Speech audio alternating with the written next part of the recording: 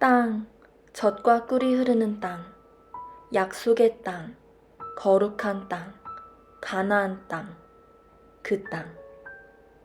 모세의 뒤를 이어 이스라엘의 지도자가 된 여호수아가 요단 강가에 서 있다. 그 강 건너편 가나안 땅에 들어가 그곳을 차지하려는 것이다. 그곳은 유구한 역사의 거대한 문명들 사이에 낀 보잘것없는 지역이었다. 그곳에서 무언가 중요한 일이 일어나리라 생각했던 사람은 당대에 아무도 없었다. 그 협소한 지역은 이집트와 메소포타미아라는 두 위대한 문화권과 경제권 사이에 놓인 다리라는 점을 제외하면 하등의 중요성도 없었다. 그러나 이제 그곳은 인류의 종교사에서 중요한 곳이 될 것이다. 아니, 그곳은 실로 앞선 모든 것과 주변 모든 것을 압도하는 곳이 될 것이었다. 이스라엘 백성은 거의 500년 동안을 땅 없이 살았다. 그들의 조상인 아브라함, 이삭, 야곱, 그리고 그의 12아들은 모두 가나안 땅을 떠도는 유목민이었다. 그들 이후 이스라엘 백성은 장구한 세월 동안 이집트에서 종으로 살았고, 그러다 모세의 인도로 기적적인 해방을 맞아 자유민이 되었으며, 하나님의 인도와 축복 아래 40년간 자유민 수업과 훈련을 받았다. 여호수아서를 열 때 우리가 만나는 그들, 그날 요단의 진친 그 무리는 천년의 절반에 가까운 시간을 종으로 살아온 사람들이었다. 불과 얼마 전에야 자유의 몸이 된 초라한 행색의 유랑민이었다. 땅 한 평 가질 수 없는 종이 땅을 소유한 자유민이 되는 일은 실로 엄청난 변화였다. 그런 변화를 이끌며 여호수아는 그 땅을 정복했고, 그 땅을 12지파에 분배했으며, 그 백성을 그 땅과 그 땅을 선물로 주신 하나님과 묶어주는 엄숙한 언약, 증거의식으로 대장정을 마무리했다. 그들은 오직 하나님만 예배하는 백성이 되겠다고 서약했다. 여호수아서를 신성한 이야기로 받아들이는 데 있어 현대 독자 대부분에게 가장 큰 걸림돌은 이른바 거룩한 전쟁이라 불리는 군사행동이다. 내가 거룩한 저주라고 번역한 그것은 정복한 성읍의 주민을 모조리 죽이고 짐승이든 물건이든 그 안의 모든 것을 완전히 파괴해버리는 행위를 말한다. 대학살, 대대적인 파괴행위다. 이 책에서는 하나도 살려두어서는 안 된다는 말이 후렴구처럼 반복해서 등장한다. 흔히 우리는 지금 우리 시대의 시각에 입각해 어찌 이렇게 잔혹할 수가 라고 말한다. 그러나 우리가 주전 13세기로 돌아가 본다면 아마 다른 시각을 갖게 될 것이다. 당시 가나안 문화는 아이 희생제나 사원 매춘으로 얼룩져 있었다. 신을 움직여 득을 볼 요량으로 사회에서 가장 죄없고 힘없는 이들을 잔인무도하게 희생시키는 야만적인 관행들이 횡행하는 사악한 배무리 같은 곳이 바로 가나안이었다. 모세의 리더십과 가르침을 이어받아 여호수아서가 펼쳐 보이는 이 구원 이야기 역시 특정 장소에 뿌리박고 특정 사람들과 결합되어 있다. 그래서 수백 개도 넘는 구체적 지명, 명칭, 이름들이 등장한다.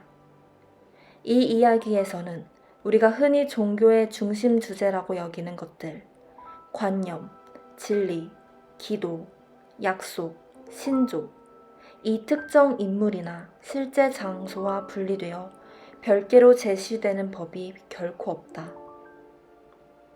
성경이 제시하는 종교에는 구체적 인물이나 장소와 동떨어진 위대한 사상이니, 숭고한 진리니, 영감을 주는 생각이니 하는 것들이 설 자리가 없다.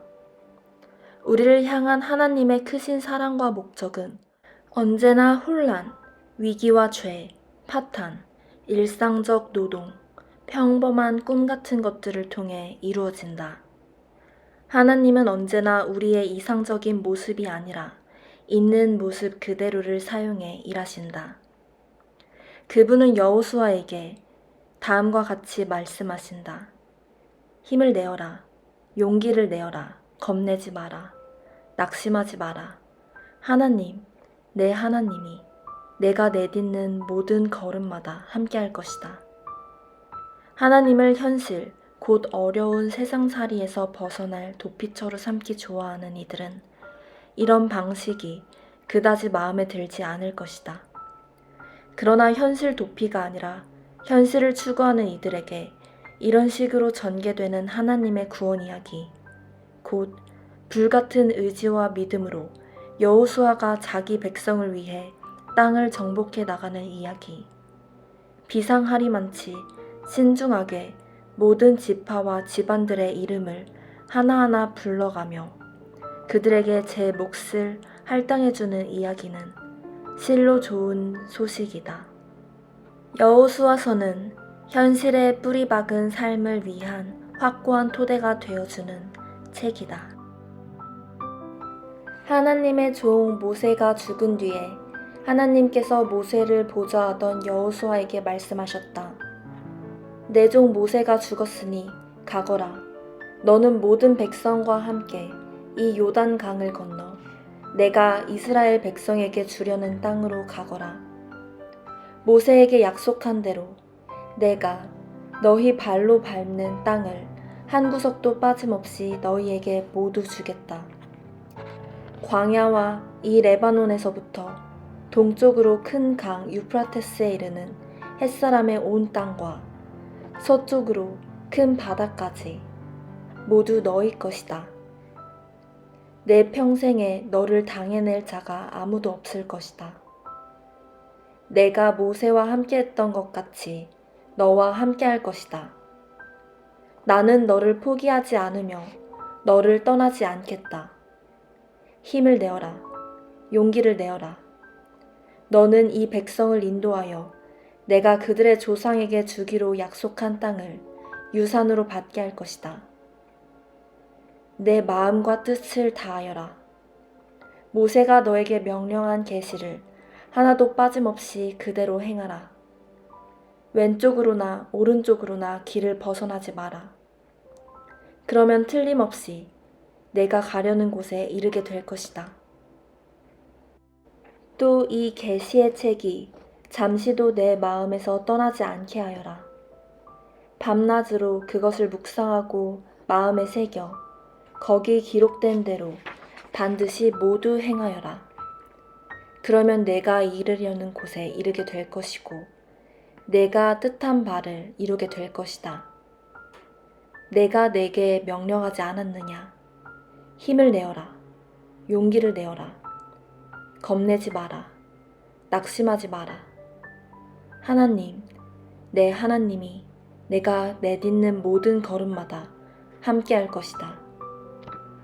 그리하여 여호수아는 백성의 지도자들에게 명령했다.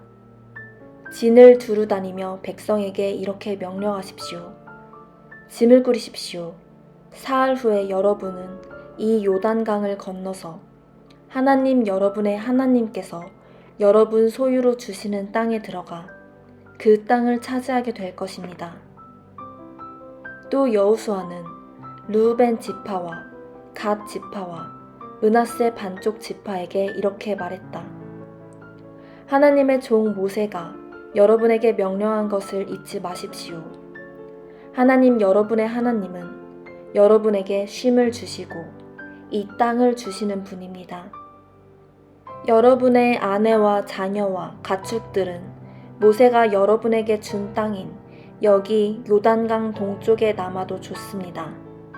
하지만 강한 군사인 여러분 모두는 형제들의 선두에 서서 전투 대형으로 강을 건너 하나님 여러분의 하나님께서 여러분에게 주신 것처럼 여러분의 형제들에게도 쉴 곳을 주실 때까지 그들을 도와야 합니다. 그들도 하나님 여러분의 하나님이 주시는 땅을 얻게 될 것입니다. 그 후에야 여러분은 하나님의 종 모세가 여러분에게 준 요단강 건너편 동쪽 여러분의 소유지로 자유롭게 돌아오게 될 것입니다. 그들이 여호수아에게 대답했다. 명령하신 대로 우리가 다 행하겠습니다. 당신이 어디로 보내든지 우리는 가겠습니다. 모세에게 충실하게 순종한 것처럼 당신에게도 순종하겠습니다. 오직 하나님, 당신의 하나님께서 모세와 함께 계셨던 것처럼 당신과 함께 계시기를 빕니다. 누구든지 당신의 말에 이의를 달거나 당신의 명령에 순종하지 않는 사람은 죽임을 당할 것입니다. 힘을 내십시오. 용기를 내십시오. 눈의 아들 여호수아가 시딤에서 정탐꾼 2사람을 몰래 보내며 말했다. 가서 그 땅을 둘러보고 여리고를 잘 살펴보시오. 그들이 길을 떠나 라합이라는 창녀의 집에 이르러 그곳에 묵었다. 여리고 왕에게 보고가 들어갔다. 지금 막 들어온 소식입니다. 이 땅을 정탐하려고 이 밤에 사람들이 들어왔습니다. 이스라엘 백성 가운데 왔다고 합니다. 여리고 왕이 라합에게 전가를 보냈다. 너희 집에 묵으려고 온 사람들을 내놓아라. 그들은 정탐꾼들이다. 이 온 땅을 정탐하러 온 자들이다. 그러나 그 여인은 2사람을 데려다가 숨겨두고 이렇게 말했다. 맞습니다. 2사람이 저에게 오기는 했지만 저는 그들이 어디서 왔는지 몰랐습니다. 어두워져서 성문이 닫힐 무렵에 그 자들이 떠났는데 어디로 갔는지 모르겠습니다. 서두르십시오. 쫓아가면 잡을 수 있을 것입니다. 그러나 그때는 라합이 2사람을 지붕으로 데리고 올라가 지붕 위에 널어놓은 아마단 밑에 숨겨둔 뒤였다. 그들을 뒤쫓던 사람들은 요단길을 따라 여울목 쪽으로 향했다. 그들이 나가자마자 성문이 닫혔다. 그 밤에 정탐꾼들이 잠자리에 들기 전 라합이 지붕 위에 있는 그들에게 올라가서 말했다. 나는 하나님께서 당신들에게 이 땅을 주신 것을 압니다. 우리 모두가 두려워 떨고 있고 이 땅의 모든 사람이 절망에 빠져 있습니다. 당신들이 이집트를 떠날 때 하나님께서 당신들 앞에서 어떻게 홍해물을 마르게 하셨는지, 당신들이 거룩한 저주 아래 두어 멸망시킨 요단 동쪽 아모리 사람의 2왕 시온과 옥에게 그분께서 어떻게 행하셨는지 우리가 들었습니다. 그 말을 듣고서 다들 가슴이 철렁 내려앉아 숨이 멎는 줄 알았습니다. 모두가 당신들 때문입니다. 당신들과 위로 하늘의 하나님이시며 아래로 땅의 하나님이신 하나님 당신들의 하나님 때문입니다. 이제 하나님의 이름으로 나에게 약속해 주십시오. 내가 당신들에게 자비를 베풀었으니 당신들도 우리의 집에 자비를 베풀어 주십시오. 내 부모와 형제를 비롯해서 우리 집과 관계된 사람들을 모두 살려주겠다는 보증으로 눈에 보이는 증거물을 주십시오. 우리 목숨을 죽음에서 건져 주십시오. 우리가 목숨을 걸고 당신들을 지키겠소. 그 사람들이 말했다. 다만 이 일을 아무에게도 말하지 마시오. 그러면 하나님께서 이 땅을 우리에게 넘겨주실 때 우리가 신의를 지키고 자비를 베풀어 당신들에게 도리를 다할 것이오. 라합의 집이 바깥쪽 성벽 위에 있었으므로 라합은 그들의 창문에서 줄로 달아 내렸다. 그리고 그들에게 말했다. 뒤쫓는 사람들의 눈에 띄지 않도록 산으로 달아나세요. 사흘 동안 숨어 있으면 뒤쫓던 사람들이 돌아갈 것입니다. 그때 길을 떠나십시오. 그 사람들이 대답했다. 우리가 당신과 맺은 맹세를 지키게 하려면 이렇게 하시오. 우리를 달아내렸던 창문 밖으로 이 붉은 줄을 걸어놓고 당신의 부모와 형제, 온 가족이 당신 집에 모여 있으시오. 누구든지 당신 집 문을 나서서 길로 나갔다가 목숨을 잃으면 그것은 그 사람 잘못이지 우리 책임이 아닙니다. 그러나 집 안에 있는 사람들에 대해서는 전적으로 우리가 책임지겠소. 누가 그들 중 하나에게라도 손을 대면 그것은 우리 잘못입니다. 다만 당신이 우리의 일을 아무에게라도 말하면 당신과 맺은 이 맹세는 무효입니다. 우리는 더 이상 책임이 없습니다. 라합은 그대로 하겠습니다 하고는 그들을 보냈다. 그들이 떠나자 라합은 창문 밖으로 붉은 줄을 내걸었다. 그들은 산으로 가서 뒤쫓는 사람들이 돌아갈 때까지 사흘 동안 거기에 머물렀다. 뒤쫓는 사람들은 이곳 저곳을 샅샅이 뒤졌으나 아무것도 찾지 못했다. 그들이 돌아갔다. 두 사람은 산에서 내려와 강을 건너 눈의 아들 여호수아에게 돌아가서 자신들이 겪은 일을 빠짐없이 보고했다. 하나님께서 온 땅을 우리에게 주셨습니다. 그곳 사람들 모두가 우리 때문에 겁에 질려 있습니다. 여호수아는 일찍 일어나 온 이스라엘 백성과 함께 시딤을 떠나 요단강에 이르렀다. 그는 강을 건너기 전에 그곳에서 진을 쳤다. 사흘 후에 지도자들이 진을 두루 다니며 백성에게 명령을 내렸다.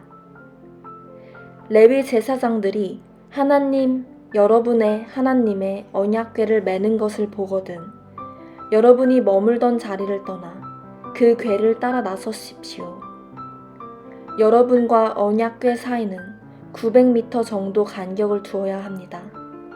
반드시 그 거리를 유지해야 합니다. 그러면 갈 길이 분명히 보일 것입니다. 이 길은 여러분이 한 번도 가본 적이 없는 길입니다. 여호수아가 백성에게 말했다. 여러분 자신을 정결하게 하십시오. 내일 하나님께서 여러분 가운데서 놀라운 기적을 행하실 것입니다. 여호수아가 제사장들에게 지시했다.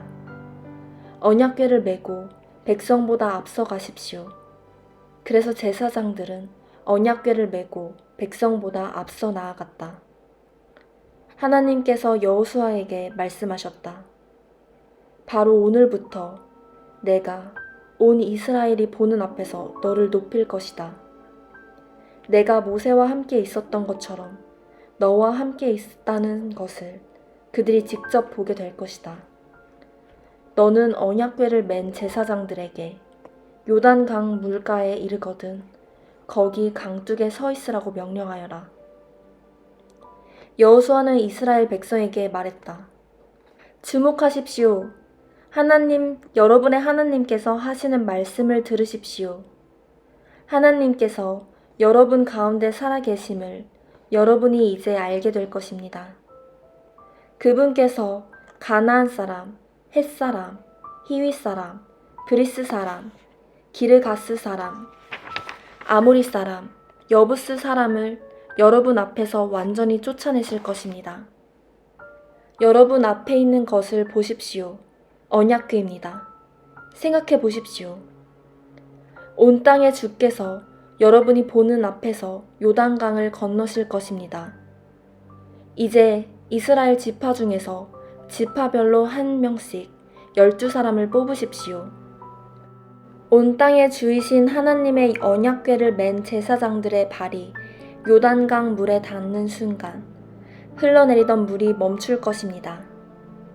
위에서부터 흘러내리던 물이 가득 고일 것입니다. 정말 그대로 되었다. 언약궤를 맨 제사장들이 앞장선 가운데 백성은 요단강을 건너기 위해 장막을 떠났다. 제사장들이 요단강에 이르러 그 발이 물가에 닿자 흘러내리던 물이 멈췄다. 멀리 사르단 근처에 아담의 물이 가득 고인 것이다. 저만치 아라바 바다까지 강이 말랐다. 그래서 백성은 여리고 쪽으로 건너갔다. 온 이스라엘이 마른 땅을 밟고 요단강을 건너는 동안 언약궤를 맨 제사장들은 강 한가운데 마른 땅을 굳게 딛고 서 있었다.